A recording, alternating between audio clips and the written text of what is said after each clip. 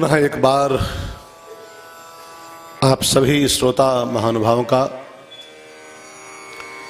इस बार हम लोग शिव कथा का रसपान जो कर रहे हैं उसकी तृतीय सभा में बहुत तहे दिल से स्वागत करते हुए इस कथा के आयोजक हमारे मनीष भैया और उनके परिवार के सभी लोग इस कथा में जो भी तन मन धन से सहयोग कर रहे हैं सभी का नमन करते हुए और आइए आज की बात शुरू की जाए।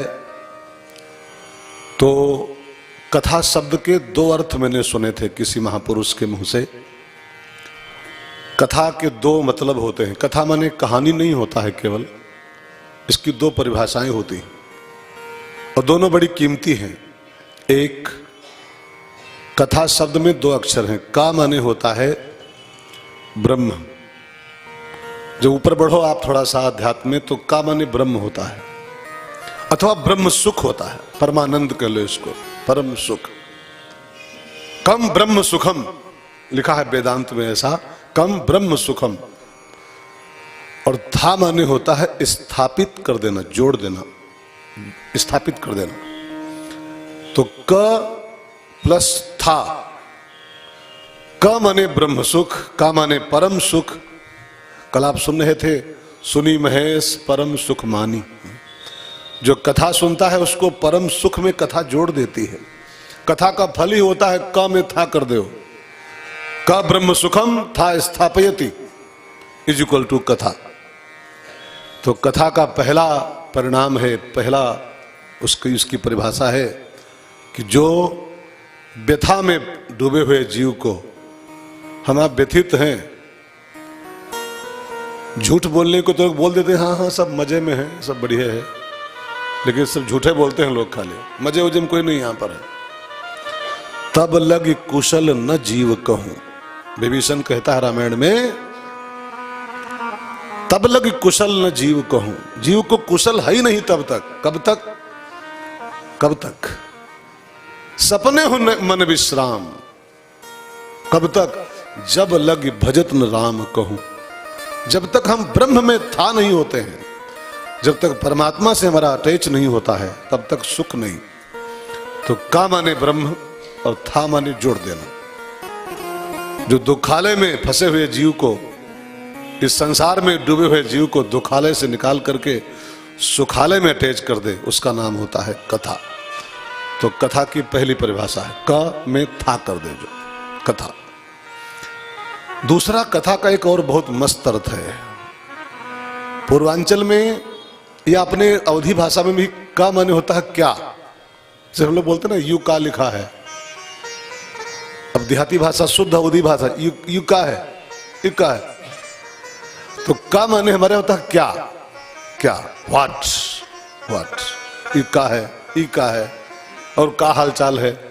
तो का माने हमारे व्हाट होता है यार, व्हाट, ठीक है ना। और था माने होता है, था माने क्या होता है, वाज, WAS वाज, था थी थे थो था थन था थो था थी थू थू। तो वाज था। अब कथा का अर्थ निकल रहा है क था। तू वास्तव में क्या था? क था। वास्तव में हम लोग क्या थे और उस वास्तविकता को भूलकर हम लोग क्या बने बैठे हैं। हम वो जो थे उसको भूल जाते हैं। इसको बोलते हैं स्मृति भ्रंशात। गीता के अर्थ में, गीता में एक बहुत कीमती वर्ड है स्मृति भ्रंश, याददाश्त गुम हो जाना, स्मृति भ्रंशात। हम इन संसार के नाते रिश्तों में फंस करके, मौसी मौसा, काका काकी, मामा मामी में फंस करके, और हम इन संसार के जंजाल में उलझ के हम वास्तव में का थे, का था, उसको भूल जाते हैं। और हम मामा हैं, हम नानी हैं, हम मौसी हैं, हम मौसा हैं, हम जीजा हैं, हम फूफा हैं, हम ये हैं में फंस के हम क्या थे उस चीज को भूल जाते। ये पंडाल, ये व्यास गद्दी, ये आपको वही याददाश्त वापस कराने आती है कि तुम जो अपने को माने बैठे हो तुम वो नहीं हो। जो माने बैठे हो कि हम खाली मम्मी हैं, पापा हैं, मौसा हैं, जीजा हैं, गलत। हम वास्तव में क्या हैं? भगवान गीता में कहते हैं ममय वांशो जीव लोके, मेरा अंश है तू, ईश्वर अंश जीव विनाशी।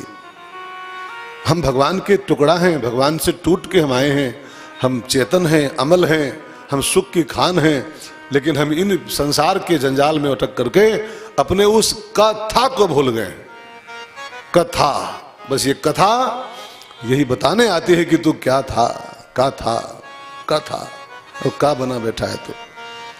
तो भगवान करें 18 खत्म हो, 19 आते आते, है ना। इसी कथा में, ये संगमी कथा है, ये कथा नहीं है, ये संगम है 18-19 का। हाँ? इसी पंडाल में बैठे बैठे 18 खत्म हो जाएगा। हाँ? और इसी हाल में बैठे बैठे 19 चालू हो जाएगा। हाँ? कैसी बढ़िया कथा है। 18 जाएगा इसी में, 19 इसी में आ जाएगा। हाँ? तो भगवान करे 19 आते आते हम लोग इस बात को जानने का प्रयास करें, ये जानने की चेष्टा करें कि हम वास्तव में क्या थे।